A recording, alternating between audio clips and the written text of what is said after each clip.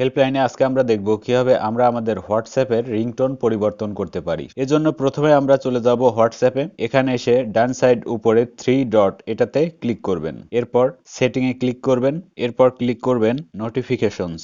এখানে আসার পর প্রথমেই পেয়ে যাবেন মেসেজ। মেসেজের নোটিফিকেশন টোন যদি পরিবর্তন করতে চান তাহলে এটাতে ক্লিক করবেন। এরপরে স্ক্রল করে নিচে যাবেন, এখানে পাবেন গ্রুপস। গ্রুপের নোটিফিকেশন টোন পরিবর্তন করতে চাইলে এটাতে ক্লিক করে দেবেন। পরিবর্তন করার নিয়মগুলো সব সেম। এরপর নিচের দিকেই পাবেন কলস, অর্থাৎ কল আসার সময় যে রিংটোনটা হবে সেটা এখান থেকে পরিবর্তন করতে পারবেন। এখানে ক্লিক করলেই তিনটি মাধ্যম পাবেন, রিংটোনস, ফাইল ম্যানেজার, মিউজিক। এই তিনটা অপশনের ভিতরে যেখান থেকে খুশি আপনার পছন্দ অনুযায়ী টোনটা এখানে সিলেক্ট করে দিতে পারবেন। আমি মিউজিকে যাচ্ছি।